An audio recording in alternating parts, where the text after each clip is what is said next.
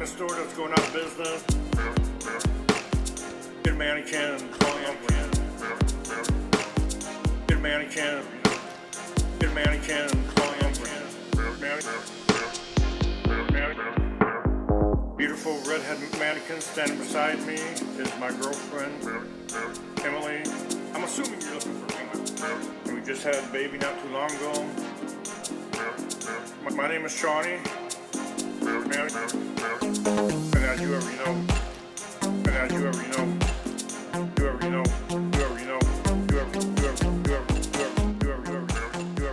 What a banger! This comes to us by way of Levi, of course, sampling Shawnee, who had the mannequin, if you recall, from a few episodes ago, back with Justin Martindale. Thank you, Levi. JoshPottershow at gmail.com is where you can send in any of your music, or if you come across an article you want us to cover on the show, like so many Roach reporters have this week. Pleased to be sending those into joshpottershow at gmail.com as well. Instagram is Josh_Potter. The Twitter is at J_Potter. There you'll find links to everything. You'll find links to the Twitch. You'll find links to the Patreon. These things will be up and running as soon as I get the stream room completed, which is underway.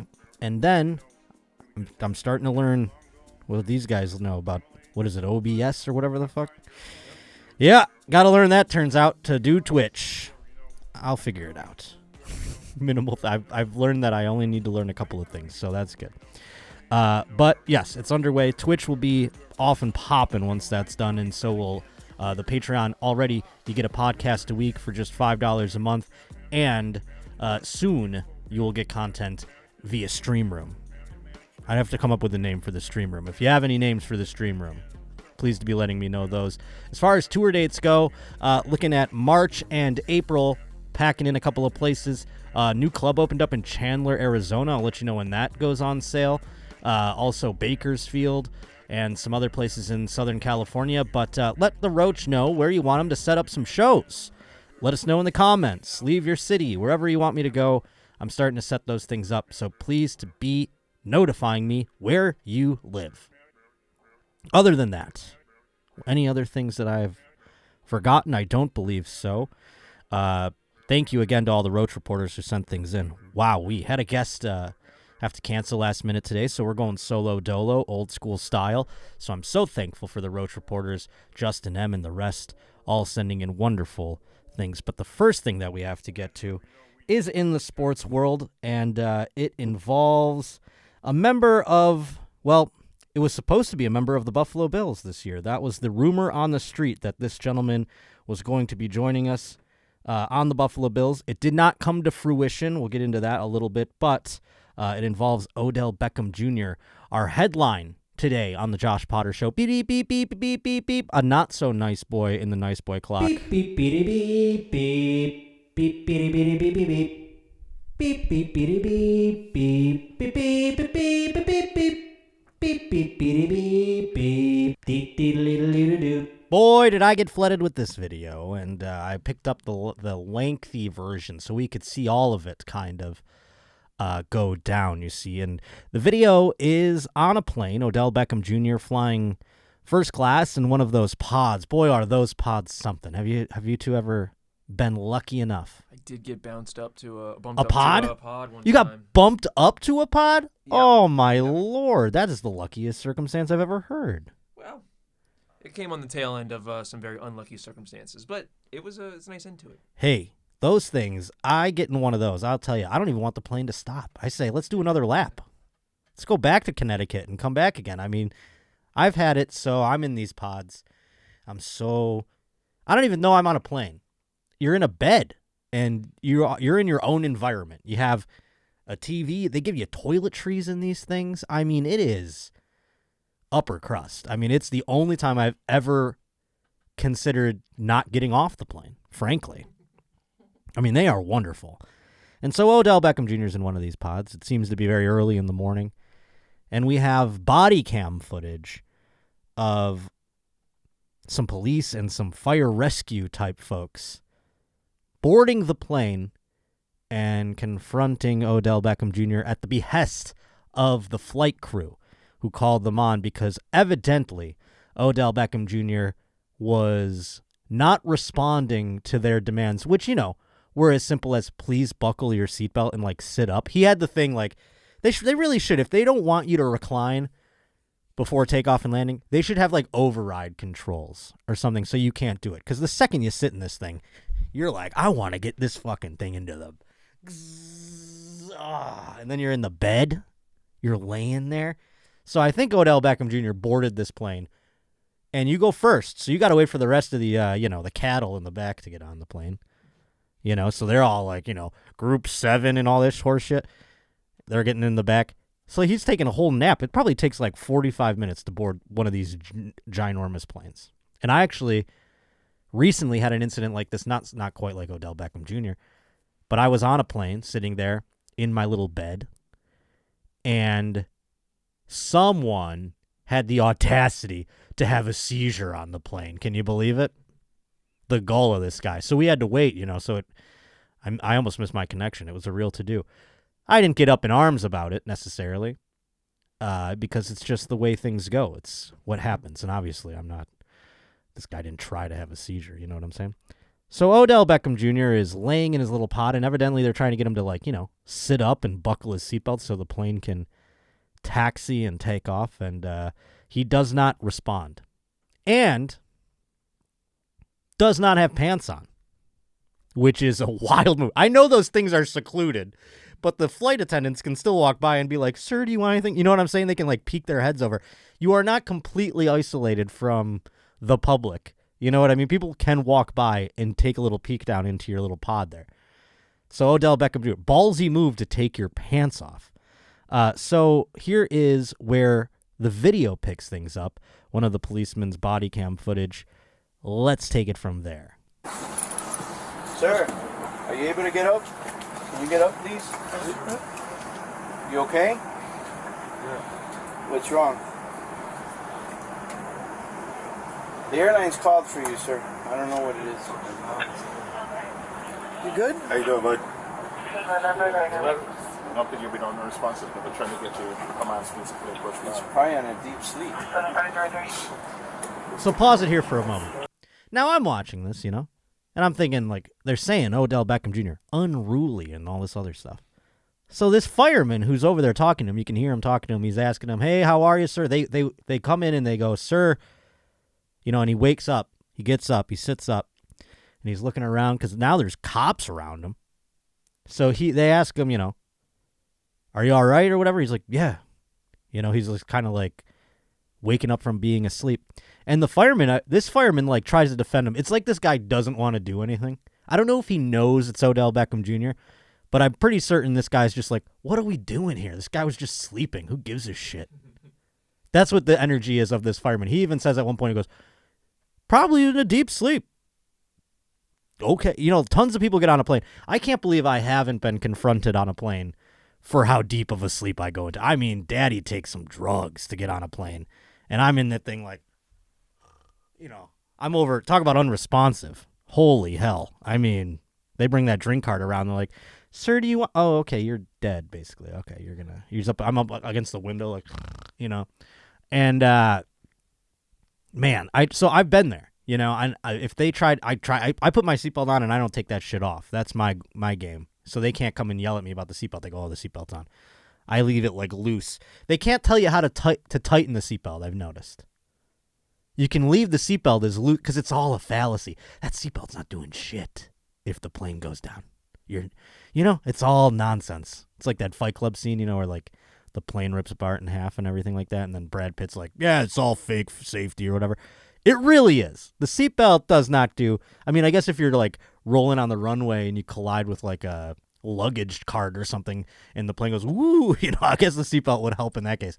But when you're in the sky, what are you strapping yourself to what? You know what I mean? It's all going to fucking explode. So I keep the shit loosey-goosey. I mean, it is hanging off me, basically, for the most part. But they can't tell you to tighten it, I noticed. So this guy, this firefighter, just keep an eye on him because I have a feeling he's on Odell Beckham Jr.'s side. And which leads me to be on his side, too. I got to side with the fire department. 9/11, the whole thing, they're heroes. We got to side with them. So let's listen to what he says more. You know where you're at, sir? He answers. We can't hear it, but he answers the right answer of where he's at. He's very tired. He's very tired. This guy's trying to defend him. This guy's like taking up arms. He looks good to me, he said. Where's his pants? Oh, sorry? Where's the baby's pants? Now pause this for a second. This woman, the flight attendant, goes, "Where's his pants?" This is how we are aware that he didn't have pants on, evidently, prior to this interaction. And everyone who was just standing there is like, he had pants on. So I don't know if Odell Beckham Jr. heard them be like, "Sir, you have no pants on." And that was like one thing he did. He was like unresponsive. He was like, "Oh, I'll pull my pants up." Okay. So maybe he pulled his pants up. But the flight attendant goes, "Where's the baby's pants?" And that threw me for a loop because I thought, does he have a baby with him? I'm looking around like, wait a minute, he's got a child just on his lap? That you can't do. But no, she calls Odell Beckham. I realized later she calls Odell Beckham Jr. a baby because he refused to put his seatbelt on and held up the plane. So she's like, "Where's the baby's pants?" Now, that's a little attitude that I don't necessarily, Because here's the thing. So many people, I thought, I don't know which way to go on this. I wanted to defend Odell Beckham Jr. because I thought everyone would be hating on him. But now there's so many people defending him where it's kind of like, I don't know which way to go. So I'm trying to just kind of keep it. Let's play it out as it goes here. So she calls him a baby there. Where's the baby's pants? They looked like he's got pants on. Play it. He only got his underwear. Yeah, they're on. They're on. They're on, lady. The pants are on. They're all like, what are you talking about? Go back, Brian. Okay. Go back. Go back? Go back. We don't need anybody else on here. They're like, get this plane off the ground already. You know how many times we've shaken him to put his seatbelt on and he might. If you don't want him to fly, that's a decision that you guys are going to have to make. Pause this for a second. I love this part because now we're seeing how the interactions of the airport employees work. We're seeing the police, the fire department. We're seeing the flight attendants. Now, this is like the bureaucracy of the airport, basically. The fire department came on, the police came on, and they're all like, you have to kick him off. You know what I'm saying? They're passing the buck here for Odell Beckham Jr. They're saying, oh, well, if you want him off the plane, that's a call you have to make. We're fine. The fire department came on, the EMT guy, and he's like, seems good to me. He was obviously just sleeping. And she said, do you know how many times we had to shake him to put his seatbelt on? That seems like petty flight attendant bullshit. Like, that seems like stuff that they have to do every single time. You mean to tell me you don't have to do that to, like, 4 people a flight? So I'm on Odell's side. And the thing about Odell Beckham Jr., if you don't know now, he's kind of what they call a diva in the business. And he never really had any criminal sort of things in his past that make you think like this guy's a scumbag in that way. But he is like a prima donna in the sport, And there was the famous thing, and this kind of made me like him a little bit. This was kind of funny. He was at a table, I think at the Met Gala, with Lena Dunham. And Lena Dunham, like, I don't know, she was at the heyday of girls, And I don't know what she was expecting it, but Odell Beckham Jr. just didn't pay attention to her. And she said it was like she goes like, he didn't even like acknowledge me as a female. It was like I was a beanbag chair or something. Like he walked it. To which I was like, what do you want, Lena Dunham? Look at this guy. I mean, he's fucking chicks that I can't even possibly fathom. You know what I'm saying? What are you looking to look up Lena Dunham? You want to show the people? Well, I was gonna look up what her actual line was, what she said. Oh, I don't know what. Let's see what she said. But Odell Beckham Jr. is not in the league right now, despite the fact that he perhaps is, could be valuable to a team. He was on the Rams last year when they won the Super Bowl, joining them even late in the season and adding a little thing. So he thought, because he had some injuries lingering, he thought he could just step onto a team that was a contender for the playoffs. Didn't turn out that way. And many people are pointing to incidents like this plain one being reasons why he didn't join the team. But I think he wanted to join in the playoffs. Teams wanted him to join at the end of the regular season, and they couldn't come to an agreement there. Yeah, Lena Dunham gets ripped on Twitter because it's like, yeah, Lena Dunham, what do you expect? You expect this guy to be like, look at Lena Dunham, shit, I want to, you know what I'm saying? Like, Not going to happen for you, toots. What does it say there? Anything? He was like, that's a marshmallow. That's a child. That's a dog. It wasn't mean. He just seemed confused. He she didn't wrote. say any of those things. This is Lena Dunham projecting onto herself. Right? Yeah. Yeah. So shut up, Lena Dunham. So this was a thing like people point, Odell, blah, blah, blah. So he's never really done anything criminal, as far as I know. Can you just see if he's been can you just type in Odell Beckham Jr. arrested? I'm sure this plane story will be the whole thing, even though he was never arrested on this whole deal. Odell Beckham Jr. arrest warrant issued for slapping guard's butt. Oh, this is hilarious, too. So LSU is the school that Odell Beckham Jr. went to. When they won the national championship, it was with Joe Burrow, Jamar Chase. Odell Beckham Jr. was there. He's not far removed from that team. So he was there celebrating.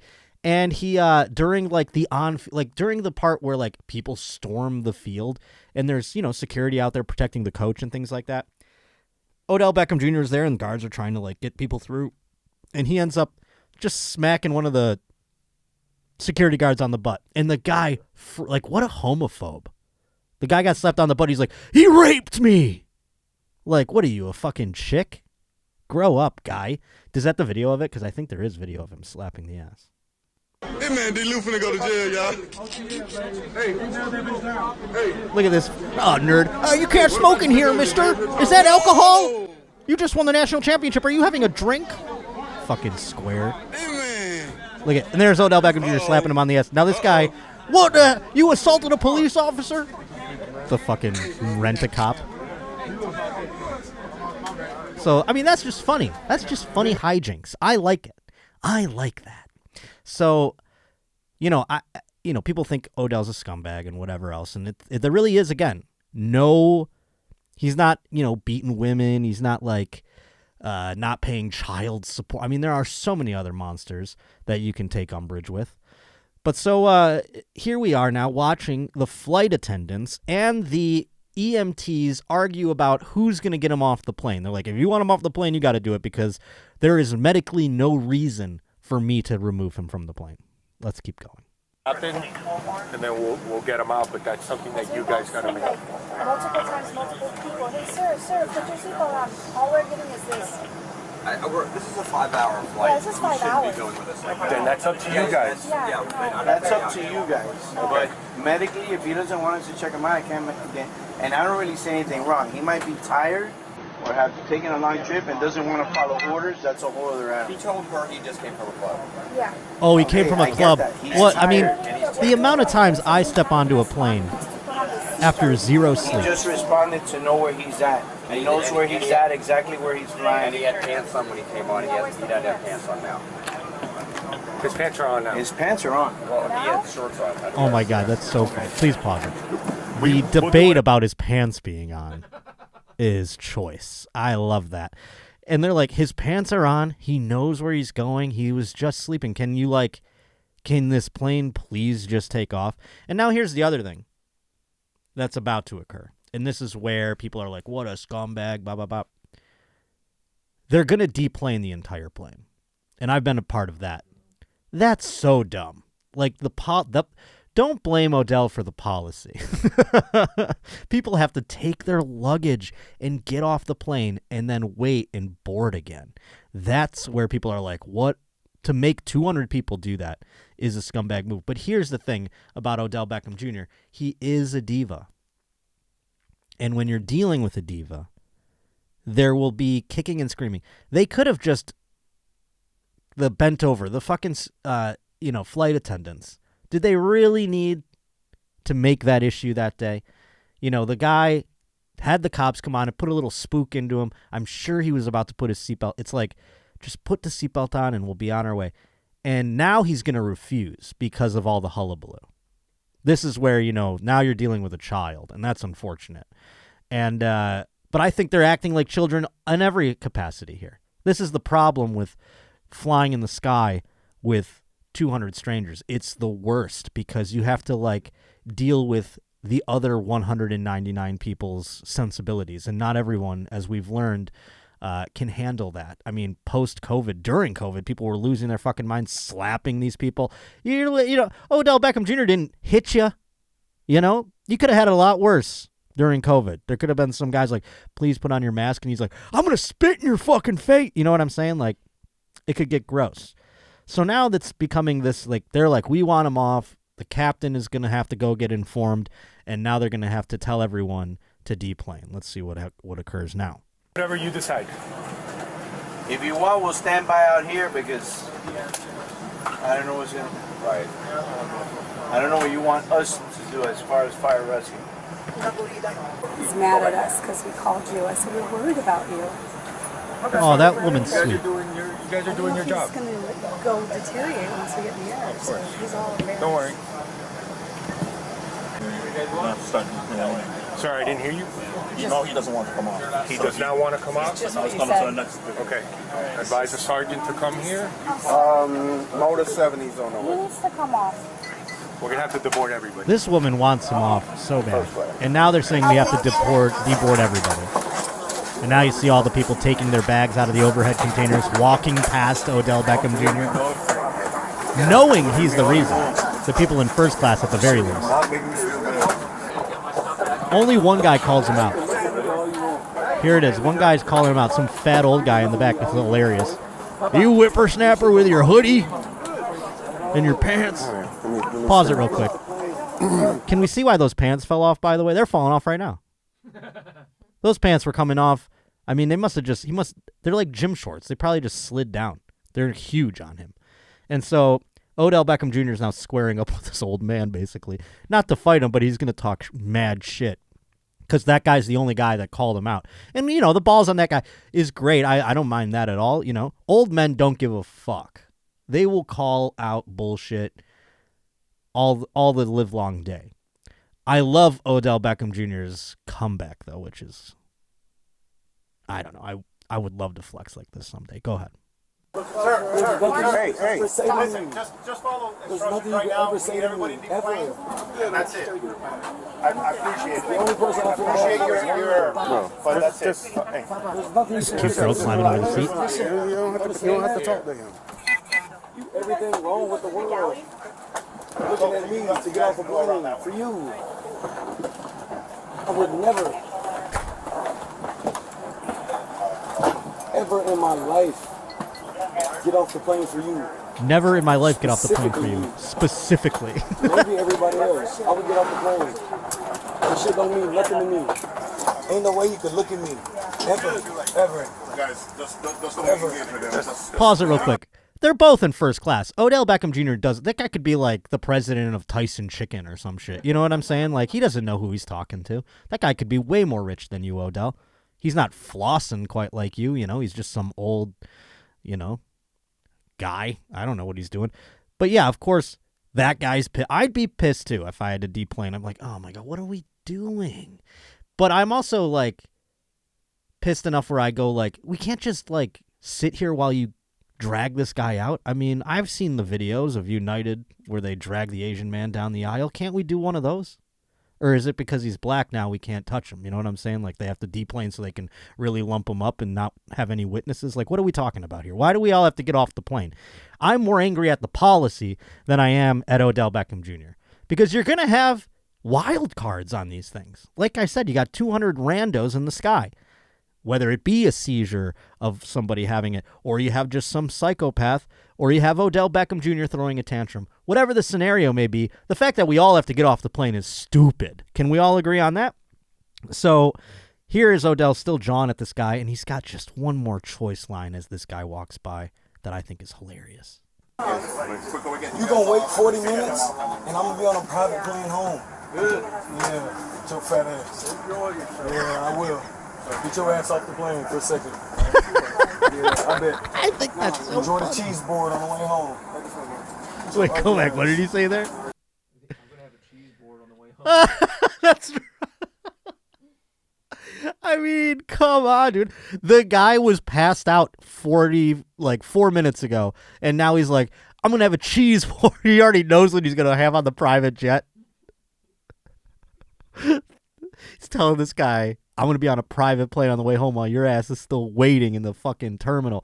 That shit's hilarious, and I get it. Trust me. The man is the reason they're getting off of the plane, and he is really rubbing it in the face of these people. It's an asshole move, but it is so funny. You have to admit. And really, who's getting hurt here at the end of the day? The people are going to get back on the plane. Sure, they might have to. Your connection's fucked up because of Odell Beckham Jr. I mean, come on. We used to have people flying these planes into buildings. Now it's just Odell Beckham Jr. not waking up. I mean, it's a better world. I mean, can't we look at it that way? A little glass half full action, at the end of the day? So they say anything else here? I mean, nothing's going to beat the cheese board line. Can I? I'm going to rewind it and I want to hear the cheese board line. Sure, please. I think that's what he's. I'm pretty certain that I read about a cheese board. You gonna wait 40 minutes, and I'm gonna be on a private plane home. Good. Yeah, with your fat ass. Fat ass. I will. Get your ass off the plane for a second. Yeah, I bet. Enjoy the cheese board on the way home. Oh, he's telling him to enjoy the cheese board on the way home. Oh, yeah, they do. I guess they get a cheese board up in that first class. Got like fucked up. I'm sorry. He's like, I got fucked up at the club. Who hasn't done that? Yeah, you guys plane around the galley. I've never in my entire life. I've never in my entire. Who's he calling right there? I love that. When you're such a celebrity and you just got like there's some poor sap on the other side of that phone who's like, oh God, Odell's calling at 6 a.m. Odell Beckham's calling me, honey. I gotta take this, and you pick it up. Yeah, Odell, what's happening? And he's like, I'm getting kicked off a plane. You're like, fuck, man. All right, I'll make some phone calls. Some poor idiot on the other end of that. Hopefully, he's making a shit ton of money. But boy, oh boy, what I'm so happy. And people are up in arms. And then there are other people who are defending him, being like a little so I'm somewhere in the middle. I think it's a hilarious incident. I take umbrage with the airline's policy of deplaning when these incidents happen. And I know someone's going to write, well, Josh, you see, they have to deplane so that they can make sure that the plane is blah, blah, blah. And I'm like, I don't fucking care. I do not. Seems so needless, and I'm sure that there is a logical reason for it, but at the end of the day, that's not going to justify it, at least in my opinion. But speaking of football, my friends, today's Josh Potter Show is brought to us by the fine folks at DraftKings. Hey, football fans, this coming up week, it is the divisional round, which I am so excited about. I can't wait. All the divisional games, we're getting closer and closer to the big one, my friends. And the best action is always with DraftKings Sportsbook, an official sports betting partner of the NFL. To kick off the road to Super Bowl 57, new customers can bet just $5, and they're going to get $200 in free bets instantly. They've got all kinds of new and exciting things customers can get to be a part of. The no sweat bet each day of the wild card round happened this past weekend. I won a little bit of action on that bad boy right there. They just place any NFL bet of your choice, and if it loses, you're going to get a free bet back up to $10. It's action so good. Why bet NFL playoffs anywhere else? So right now, my friends, go download the DraftKings Sportsbook app and use promo code JoshPotter. New customers can bet $5 on the NFL and get $200 in free bets instantly. Only at DraftKings Sportsbook with promo code JoshPotter. Minimum age and eligibility restrictions apply. See show notes for details. Today's Josh Potter Show also brought to us by Rocket Money. And boy, oh boy, speaking of making some money, I'm saving some money now with the fine folks at Rocket Money. It's a new year, and you're probably getting billed for all those like free trials you signed up for back in 2022. I noticed a couple ding on my phone there. And also, I noticed through Rocket Money that I was signed up for things that I don't even remember signing up for. But thankfully, I got the Rocket Money app. Boom. No longer wasting hundreds of dollars each month on subscriptions I didn't even know about. That's why I love Rocket Money. It's formerly known as Truebill, by the way. Maybe you've tested them out before. Rocket Money shows all your subscriptions right in one place, even the ones you didn't know you were paying for, and it cancels whatever ones you don't want. You may even find out you've been double charged for a subscription. That's craziness. To cancel a subscription, you just press cancel, and Rocket Money takes care of the rest. Real easy. So right now, get rid of the useless subscriptions with Rocket Money. Go to rocketmoney.com/Potter. Seriously, it could save you hundreds of dollars a year. You're going to be surprised. That's rocketmoney.com/Potter. Cancel your unnecessary subscriptions right now at rocketmoney.com/Potter. And boy, oh boy, elsewhere in the sports world, I won't take up too much more time with the sports because we have so many news stories to get to. But I wanted to get to this one story about someone who was not gambling responsibly. And that's what I encourage all of you to do. Stay gambling although it could be responsible for this guy's world. I don't know how rich this guy is. But it's about a man named Jim Mattress Mack McIngvale. Boy, did he have a rough last week. I'll tell you, 1 week ago. The national championship game went on between TCU and Georgia. Worst football game in the history of time. I mean, it sucked. Absolute blowout. It was done by like the first quarter. I turned it off. I didn't even finish watching it. I went back and looked at the score. 65-7. National championship game. Some people look at Michigan saying they blew it and could have had a really good one if Michigan would have made it. But nevertheless, I bet on TCU. But I did not bet like this gentleman. No, sir.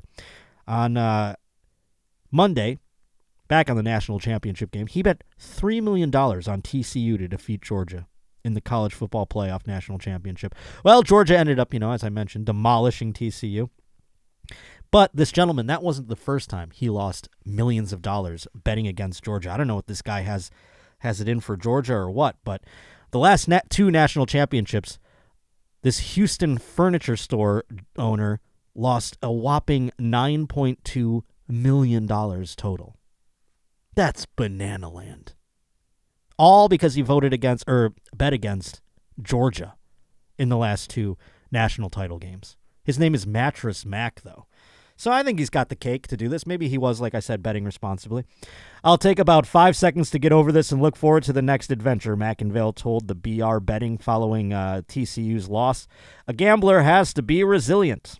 You've got to know that they're going to knock you down and knock you down a lot. We'll regroup and go forward again and say thank you to our great customers who participated in this promotion. So this has a part of his promotion for his business where he just gambles away the profits. Hilarious. As usual, McIngvale centered his bet around a promotion at Gallery Furniture that promises any customer that spends $3,000 or more is going to receive 2 times their money back. The famous gambler would have stood to win an estimated $8 million if the Horned Frogs upset the Bulldogs on Monday. Boy, oh boy, so this guy's losing a bunch of money by giving them he's like, well, I'll just pay for it with gambling. I don't think that's responsible gambling.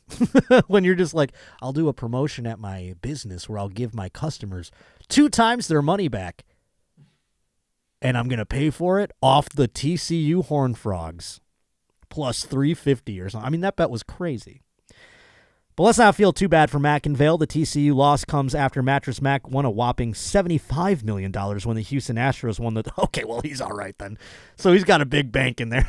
I was about to fucking go like, that's crazy. That's not very responsible. But he's got $75 million in his fucking gambling portfolio at the moment because of the 2022 Houston Astros World Series victory.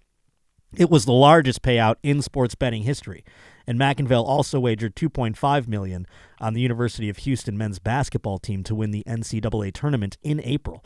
So he's still alive, folks. Interesting. God, wouldn't that be fun to have that much money and just be like, when I get like into the thousands in my balance, I'm like psyched. I feel it. I'm like, holy shit, look at me. This is bananas. And then you're throwing $40 on a game. You're like, who am I? Fucking Rockefeller? Throwing $50, $40 on a game? I'm fucking rich. It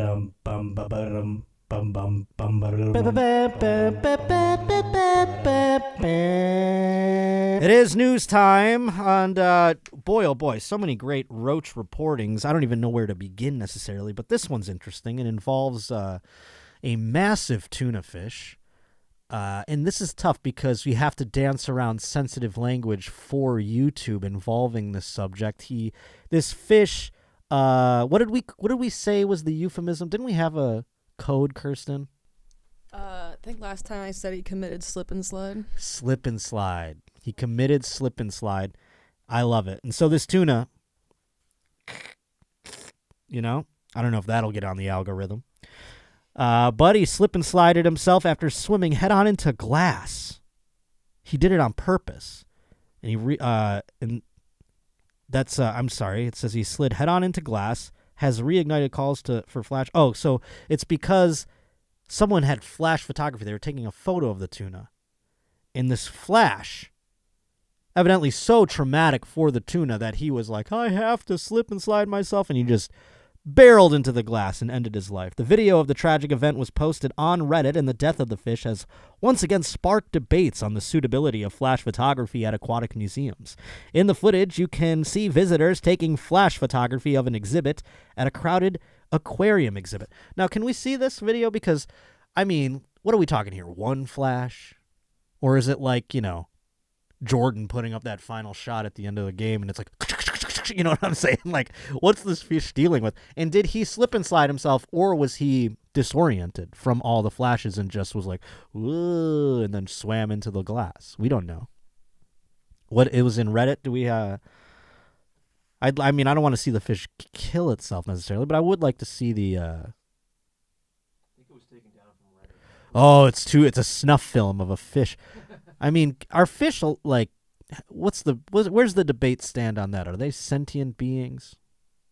A tuna fish? Yeah, sure. So it's like a cow? I think probably less than a cow, but... What, there's a spectrum of sentient? Sure, yeah. Is there really? Yeah. So where's like a mussel on that list? I think a mussel's very, very low. Very, very low. I think mollusks are very, very low. Like an oyster, like all those. Yeah, that's very, very low. Then you got like crustaceans. You got your shrimp, they're above crawfish. it. I think that they're above it. Well, then those, you have like they're like aliens. I'll eat crab and lobster, but I'm not doing the autopsy part where you're breaking it all apart. Cannot do that. No, sir. I do not do the autopsy. I need someone to do that for me. I am a little bitch. I cannot. Can't abide such idiocy any longer. I'm cracking its ribs. I'm fucking poking its eyes out. I don't want to do that. Put the fillet out there, and I don't even know what part of the lobster it was. I'd prefer that. Okay, so you're watching. Did we just watch the fish run into the wall? So is that the tuna, that big one? No. That's some sort of. Because I was gonna say that's a hell of a. Sun-kissed. Get a hold of that guy. Yeah, you'll see him come like from the side of the screen and slam like into 20 cans of tuna right there. Okay, go ahead. Oh, I see the flashes. That was one flash, and boom! Oh, my Lord. What the fuck, dude? That's not suicide. That's a homicide. Yeah, that man killed the fish. That's assisted homicide. That man killed the fish. He did the flash, and the fish freaked out and then ran into the wall. That was not like the fish going, oh, the horror! Doosh! You know what I'm saying? Yeah, he did just make himself easier to can, though. Yeah, Sun-kissed. Scoop that guy out, and let's get him into a fucking couple pouches, huh? Some lemon pepper. Tapatio flavor. I don't know. Jalapeno. I can name all I love those pouches. I'm a pouch guy now. I'm not a can guy. I do the pouches. They're a little more expensive, but boy, oh boy, are they delicious. Yeah, I'd like to eat that fucking tuna. That guy's huge. Massive. Thank you, Justin M., for sending that in. We'll have to look into the problematic aquarium visitors who are taking photos. That was only one flash, by the way, that did that. What were the other fish doing? They don't care. Just that tuna. He was freaked out. It must have just caught him at the right... That big one down there, whatever the hell that is, he didn't give a shit. He's moving on his way. Well, until a real, because like I said, or like you said, I should say, there's a scale to the sentient part. I bet if a dolphin ran into the glass and killed itself, oh, it'd be a huge deal. But it's just a tuna. We eat those, so they're like, I don't give a shit. Next up, I always love a good Taliban story, because you're wondering, what are they doing these days, huh? It's been 20 years, When's their next hit coming out, The Taliban has unveiled the first ever supercar designed and made in Afghanistan. Now, what is a supercar exactly? Do we have them here in America? I haven't driven a car in 5 years. They all look like supercars to me. They've got screens. They don't even have keys anymore. Do we know what a supercar is, any of you? Yeah, sure. Supercar is, that's ground. Yeah, there are supercars in the U.S. What's an example of a supercar? Is this like Tesla or something? No, like a Lamborghini, like certain Lamborghinis. Oh, like a sports car. Yeah, a sports car, but or you know what? It's even bigger than that. It's like a Bugatti Veyron or something like that. Ah, no, I'm not going to pretend I know what that is, but I know Bugatti. That sounds like a purse. I mean, it's Sounds expensive. What's the other one all the people are talking about? Maybach. Yeah, Maybach. Is that a supercar? Yeah. Maybach makes some supercars. This is like the Bugatti Veyron. This is the. Ooh, that is pretty. Now, if I ever got to drive, you need I got to be in the desert. Where do they test out the cars out in the salt fields or whatever the hell they're called? That's the only place I would ever be allowed to drive a car like this, because boy oh boy, I wouldn't even feel comfortable. My father had a Corvette, and I was 16 years old, and he let me drive it down a residential street, and even that was too intense for me. I'm a bitch. And I don't drive. I'm driving fucking Honda CRVs and shit like that. I'm not driving supercars. I remember I rode with Tom a few times, and then he's like, I'm like, we're gonna die. You know, but he loves that shit. So now Afghanistan and the Taliban, more specifically, have designed their own supercar. I bet that thing is pristine in terms of mechanics. I'm gonna guess. The aggressive and sleek-looking Mata 9 prototype sports car is the culmination of 5 years of design and development led by 30 engineers. Oh boy. I mean, they really took a long time to come up with something that we did pretty relatively easy over the course of the last 40 years. It's unlikely to rival the likes of Bugatti and McLaren, with the team behind Mata 9 claiming its engine is that of a comparative pedestrian Toyota Corolla hatchback. So not a supercar. If your engine's comparable to a Toyota Corolla hatchback, can you name it? I guess that's a supercar for Afghanistan. You know what I mean? What are they're what's a Toyota Corolla hatchback then? Like a buggy with a horse pulling it? What are we comparing things here? What's the scale? Taliban spokesman, how cool would that job be for a PR student out there? Zabihullah Mujahid, I'm going to say I got that one pretty close. He proudly posted images of the car on social media and said its construction was an honor for the whole country. So basically they just took a Toyota Corolla and made it look like a fucking supercar with the outside. I would like to thank the Department of Vocational Education. Under their umbrella, the country has been provided with valuable services, he wrote on Twitter. One clip showed the coupe gliding gently down a snowy road with a pleasingly throaty rumble coming from its exhaust, much to the delight of eager onlookers, suggesting the Mata 9 is at least one step ahead of most other cars that they have access to in Afghanistan. The head of the ATVI, Ghulam Hadir Shahamat, told Afghanistan's Tolo News that the Toyota Corolla engine has been modified in such a way that if you increase the speed, it's powerful enough to take it. So, you're talking like a souped-up Toyota Corolla. My buddy Al did that with his 1988 Toyota Corolla when we watched Fast and the Furious. Meanwhile, NTOP CEO Muhammad Reza Almada told Tolo News that he had hoped the supercar would convey the value of knowledge to the people and help boost Afghanistan's image on the world stage. I think you got a lot of work to do in that department. I mean, boy oh boy. It's going to take more than a souped-up Toyota Corolla to erase the past 25 years of Afghanistan reputation.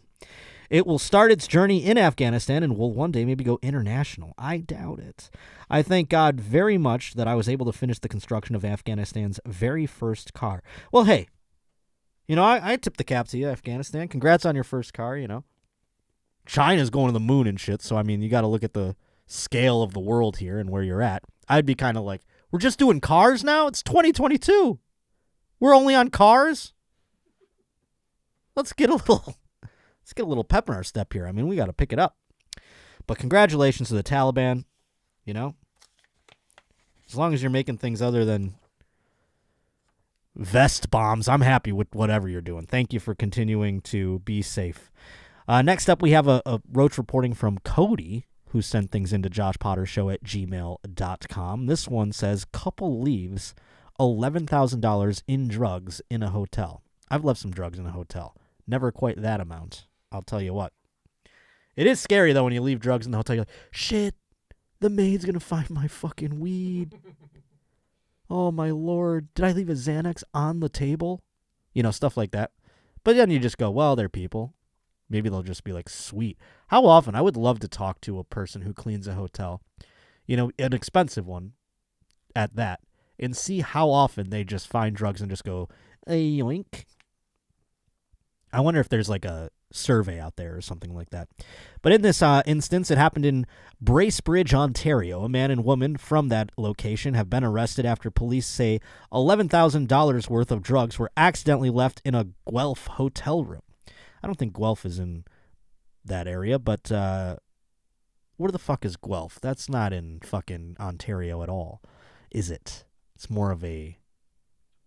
It's a city in southwestern Ontario, Canada. Oh, it is in Ontario. Well, look at that.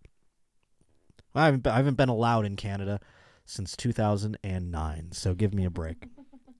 Guelph police say officers were called into the North End Hotel on New Year's Day. On New Year's Day, they came into the hotel, North End Hotel. Can we get a gander at that in Guelph? Guelph is a wonderful, picturesque ski town in Canada. People take many a ski vacations up there. It's like their Big Bear, if you will, or perhaps their Aspen in Canada, if I dare say. So I bet this was a choice hotel. Staff said they had searched the room after guests checked out and found a sock stuffed with what looked like drugs. And you see, that one gave me shivers because that's where I keep my drugs, is in a sock when I fly. Police examined the sock and found it contained suspected cocaine, fentanyl, heroin, prescription opioids with an estimated value of $11,000. Actually $11,100. So there's that extra 100 in there. That was the fentanyl. On Tuesday, a 34-year-old man and 31-year-old woman were arrested in another jurisdiction and returned to Guelph. Each face 5 counts of possessing controlled substances for purpose of trafficking. I don't believe that charge will stick. Because it's like not technically possession. Sure, it was in the room. They can try. I think the amount makes them have to prosecute this situation. But at the end of the day, I don't know that it will all stick. And I think it's funny that they listed fentanyl. It's almost like they did them a favor by finding these drugs. They're like, hey, there's fentanyl in there. They're like, whoo, we almost sold that to people. Thank God we didn't. And then they just shake hands and go about their lives. $11,000 in drugs in one sock, though. That had to be what are we talking here? One that you hang over the fireplace on Christmas? How big is this sock? How much does heroin cost? It's $11,000. That's crazy talk. Just some cocaine and some, cocaine is tiny. You can fit that in there. I guess heroin is too. It depends what form it's in. I'm just thinking of how you fit. When I think $11,000 in drugs, I'm thinking like a cartoon. You know what I mean? I'm thinking like, whoa, a suitcase of drugs if you would have told me $11,000. But no, it's just one sock, evidently. But hey, we got some fentanyl off of the streets. That's what we let the heroin and cocaine go back out there, though. Isn't it something? Fentanyl's that bad where I just go like, heroin's not so bad anymore. Next up, we got another police story. This one's fun because the cops be fucking. And I got this sent to me a few times, but the first man who sent it to me was Mr. Larry Bowman. It says here, the husband of a Tennessee cop who was fired for having sex with 6 other officers is a wholesome state park ranger, the Post had learned. Ex-cop Megan Hall, or is it Megan? It's just Megan, but really spelled odd. It's almost like Megan, which I do know that there are women who pronounce their name that way, to which I say, stop it! Megan Hall said that she and her husband, Jedediah Hall, were in an open marriage, although he did not seem to be on board, according to an internal investigation. That's always funny. We're in an open marriage. Here they are right here. Look at this guy. That guy's handsome. Say a lady should be happy, but she wants to get dicked down by strangers at the old state park or wherever the fuck she works, She's up in those cabins. Boy, oh boy. That's always funny, though. The open marriage where it's like one-sided. You're like, yeah, I'm not really on board with it, but she wants to do it, so I said okay. Never ends properly. I don't know why people even go in on it. According to Hall's Facebook page, she and Jedediah were married back on May 23rd, 2018. Born in Chapel Hill, Tennessee, Jedediah said that at the time that he had spent in Henry Horton State Park as a child inspired him to work with Tennessee state parks. Without much money to travel, Henry Horton became my family's go-to summer destination. Growing up on the trails and swimming in the river made me fall in love with our state parks and being in the outdoors, he wrote in a blog.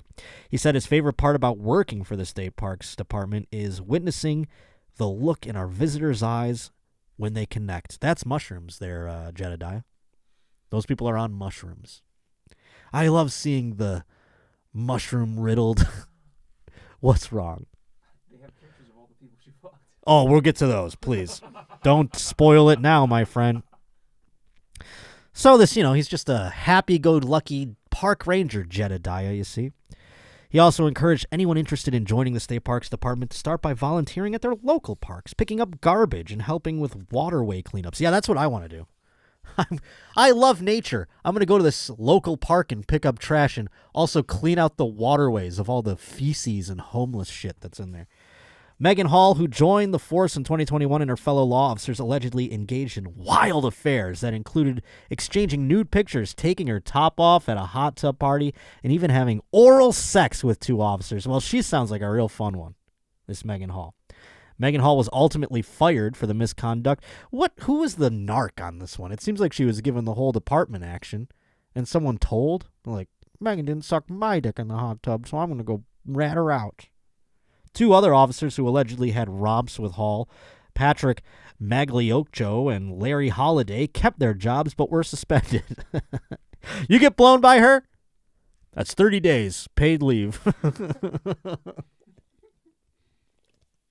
No, don't make me make it 15. In December 28th report, Magliocco said that he had seen Hall and Holiday kiss while watching football at a party, and said Hall had kissed his own wife, Amy, after learning they had an open marriage, according to the document. Now I'm getting in the weeds here about who's kissing who. The officer said Jedediah saw the kiss and told officials he really wasn't on board with his wife having threesomes with Maglioccos. Oh, so the Maglioccos are married as well, and they're bringing her in. And yeah, I would, if I'm Jedediah, I'm pissed. It's like, can I come? Can Jedediah join in? Can we make it a 4-way here? I mean, come on. Magliocco also noted that he had become concerned about Hall's mental health and heavy drinking. He said Hall had once pulled the trigger on an empty gun pointed at her temple so she could hear what it sounded like. Oh my God. What a loon. She must give such great head, though. Any girl who's putting a fucking unloaded gun to their head, holy shit. No wonder she's blowing the whole department. What a God. She's got those crazy eyes, and she's like, let me suck your dick. I mean, it's like, we've all met him, folks. We've all been there. Powell initially denied that he had a sexual encounter with Hall, but said everybody knows she's fucked multiple people. I'm paraphrasing, of course, as he named Holiday and McGowan to the investigators. Holiday admitted, under questioning, to having sex with Hall multiple times, and McGowan revealed that he once went to Hall's house with another female and exposed his genitals. That's a weird thing to do. I mean, you go over there, you at least get your dick sucked, pal. You just got to take it out. I just took it out. She didn't do anything with it. That's like what he's telling his boss. After initially denying having sexual relationships with Powell and Magliocco, Hall later fessed up to the affairs and also admitted to having sex with another man named Lugo at a motel after they met at a go-kart center, a charge that Lugo initially denied before caving under a second interrogation. Where were you the night of the go-karts? Are these all the people? Let's see. Do we have the names with them? This is the woman. This is know Megan her. Hall. This is her husband, Jedediah. Yes, there's Jed. Then we got Patrick Magliocco. Magliocco, there he is. And he's got a wife that's evidently on board with fucking this chick too. This is Holiday. Holiday, there he is. Yeah. Canine officer. Yeah, she pet the dog and I got my dick sucked. Seneca Shields. Ooh, okay. Now she's getting diverse. I like it. Then there's this one's Lewis Powell. Hold on, this one's also in the other one. This guy. Oh, she loves that canine unit. Damn. Yeah, that guy looks like. Now that's not the guy Jedediah wanted to have an open marriage with, right there. I'm afraid. When the woman, your wife, proposes an open marriage, I would venture to guess this is what your nightmares are made of. Is it being this man right here? This is what you go, Okay, but who are we talking about? This is where your brain goes where you go, please not. And again, it's not like a raceless thing. It's just that guy's going to fucking bash out her skull. He's going to blow jizz straight through the top of her head. I mean, he's going to do things that I can't do, or Jedediah certainly can't. Jedediah's over here like, aren't the trees pretty? I love nature. And then this guy's just blowing his lady's back out. Woo-wee! This lady, she's like, I just want to hear the sound of the gun. What a fuck. Poor Jedediah. Oh, the poor man just wants to hear the birds sing and make the park clean. At one point during a party, an intoxicated Hall was reportedly being force-fed vodka, oh my lord, by Magliocco in the hot tub. Hey, Magliocco, I don't think you had to give her vodka.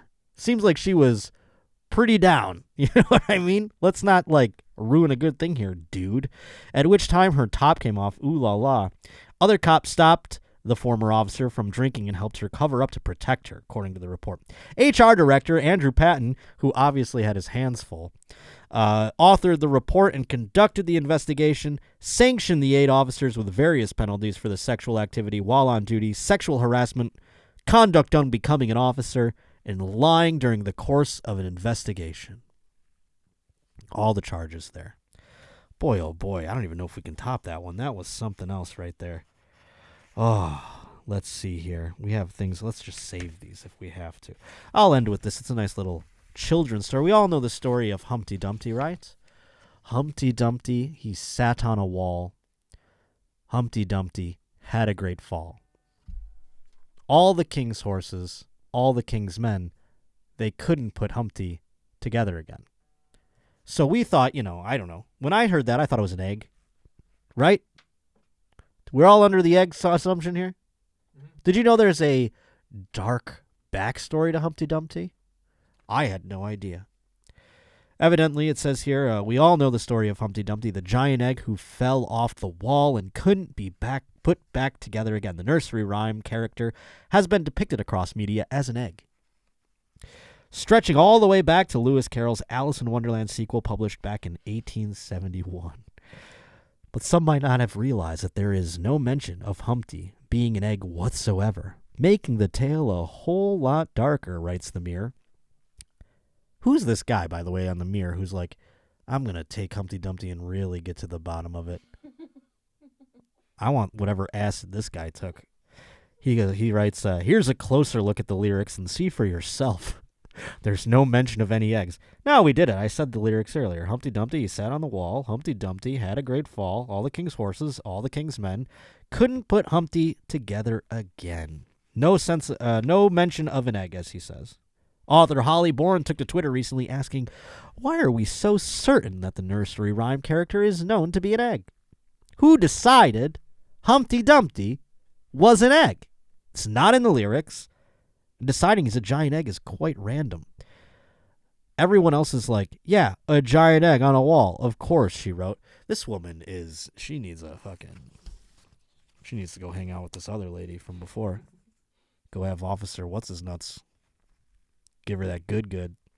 It turns out she wasn't the only one wondering this. Others took to replies, sharing their own thoughts. I am so glad I am not that entangled on Twitter where I am like, but you see, of course, this has been haunting me for years, read one reply, while a second one said, this has bugged me for a long time. This is like a sense of if you're a psychopath, I think, or not. If you're like, it doesn't say, you just see a picture of an egg and you go, well, Humpty Dumpty was an egg, because you see the picture. That's what the most children would do. But if you're like, it doesn't say he's an egg here. This is fucked up. Was it just some fat guy on a wall that fell off and broke his head? This is genuinely the first time I've realized he's not explicitly an egg. Thankfully, Jane Etheridge, vice chairman and Federation of Children's Book Groups, replied. She said, it's believed to be a roundhead propaganda about a royalist canon. What does that even mean?